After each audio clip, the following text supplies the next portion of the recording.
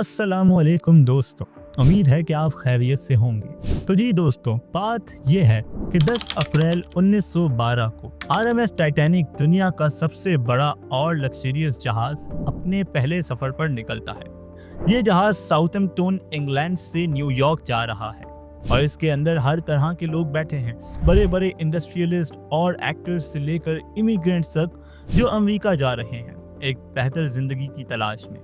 इस जहाज की कमान संभाले हैं 63 साल के senior captain Edward John Smith.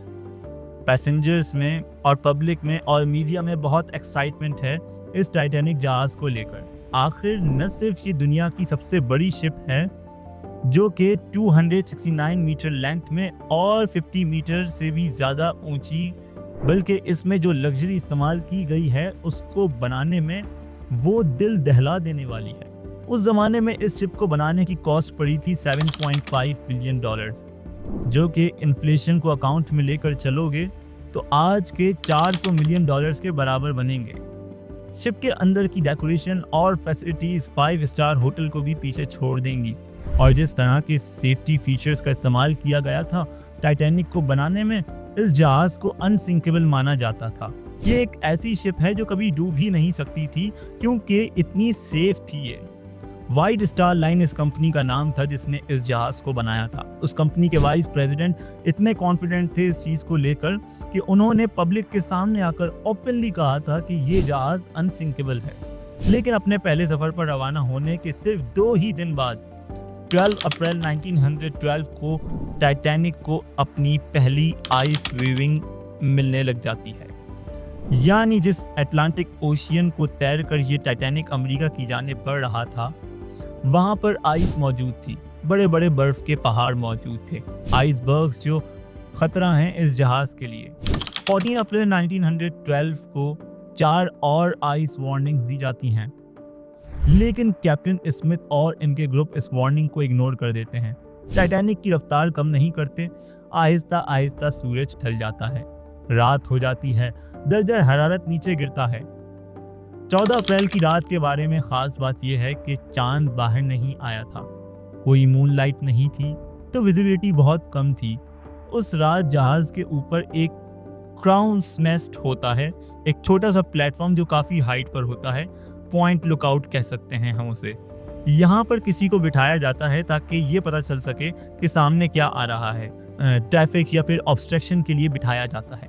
रात के 11 बजे फ्रेडरिक फ्लीट नाम का एक बंदा इस क्राउन्स नेस्ट में बैठा है।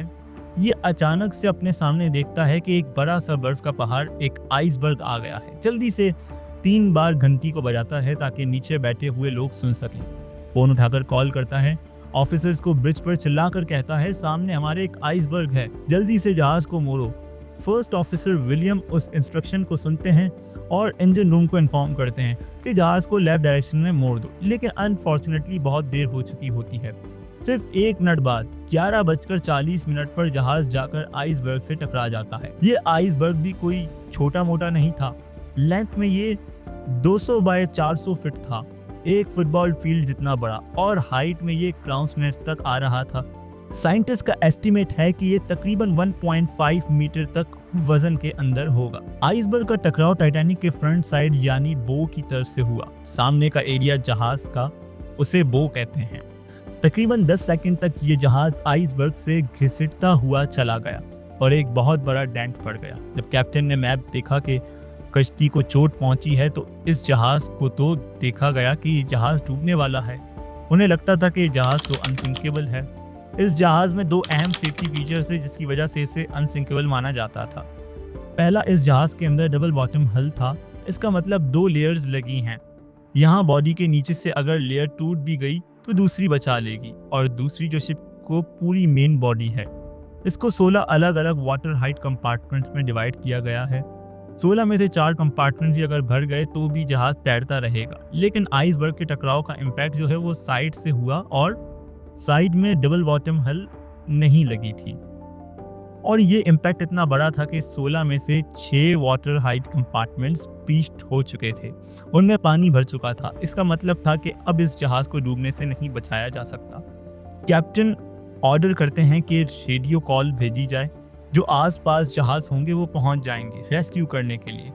Senior radio operator Jack Phillips लगातार एक के बाद एक सिग्नल भेजते हैं लेकिन कोई रिस्पांस नहीं आता। 20 मिनट बाद आरएमएस कार्पेथिया जो टाइटैनिक के पास मौजूद था, लेकिन मसला ये था कि जहाज इतना भी पास नहीं था जितना आप सोच रहे हैं। 107 किलोमीटर दूर टाइटैनिक से, जिसको पहुंचने में तकरीबन 3.5 घंटे लगते। उस दौरान कैप्टन ऑर्डर दे देते हैं कि पैसेंजर्स को इवैक्यूएट किया जाए लाइफ बोट्स के जरिए। प्रोटोकॉल के मुताबिक औरतों और बच्चों को पहली प्रायोरिटी मिलेगी, मगर लोगों को कोई खौफ नहीं था क्योंकि उन्हें ये पता था कि टाइटैनिक एक अनसिंकेबल जहाज है, कभी नहीं डूबने वाले। पहली बोट में 65 लोगों की जगह थी, मगर उसमें सिर्फ 28 लोग बैठे, मतलब कि आधी लाइफ बोट में खाली जगह थी। लेकिन वक्त के साथ साथ जहाज टिल्ट होने लगा, कंपार्टमेंट्स बढ़ने लगे और जब पैसेंजर्स को ये रियलाइज हुआ कि ये तो सच में डूबने वाला है तो जहाज में हलचल मचने लगी। रात 1 बजे तक जहाज के आगे वाला हिस्सा डूबने लगा। लोग एक दूसरे के साथ लड़ने लगे लाइफ बोट्स को लेकर और सिर्फ 20 लाइफ बोट्स थी जहाज पर, जिसमें अप्रॉक्सीमेटली 1200 लोग ही जा सकते थे, लेकिन जहाज में 2200 लोग थे। आखिरी लाइफ बोट रात के 2:05 पर उतारी गई, लेकिन जहाज में अभी भी 1500 लोग मौजूद थे। एक रिपोर्ट के मुताबिक रात 2:20 पर जहाज 2 टुकड़ों में अलग हो गया और आहिस्ता आहिस्ता पानी के अंदर डूब गया। जो 1500 लोग जहाज पर मौजूद थे वो या तो जहाज के साथ पानी में डूब गए और जिसको तैरना आता था वो हाइपोथर्मिया की वजह से मर गए। पानी का टेम्परेचर -2 डिग्री सेल्सियस था। उस टेम्परेचर पर अगर आप पानी में गिरोगे तो कुछ ही मिनटों में आपकी मौत हो जाएगी। आरएमएस कार्पेथिया पहुंचता है 3:03 पर टाइटैनिक को बचाने के लिए, यानी 1 घंटा लेट। लेकिन लाइफ बोट्स में जो लोग निकल गए थे, तकरीबन 750 लोग, उन्हें ये बचा लेता है और जब सुबह रेस्क्यू टीम पहुंचती है तब तक सिर्फ डेथ बॉडीज तैर रही होती हैं पानी में।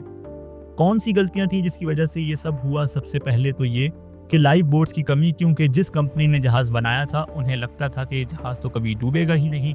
इसके अलावा दूसरी चीज़ टाइटैनिक की जो कैप्टन थे उन्होंने ड्रिल सेफ्टी तक कंडक्ट नहीं करवाई थी।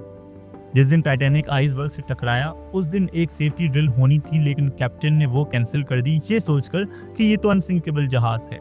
ब्रिटिश ने इंक्वायरी की तो ये चीज़ भी सामने आई कि उन्हें बहुत सारी वार्निंग्स दी गई थी, लेकिन ये स्पीड से आगे बढ़े जा रहे थे। और दोस्तों, सबसे इंटरेस्टिंग बात ये कि इस जहाज को ढूंढने में 70 साल से ज़्यादा का वक्त लग गया, लेकिन आज तक इतने सालों बाद भी लोगों के दिलों में टाइटैनिक को लेकर फैसिनेशन जारी है।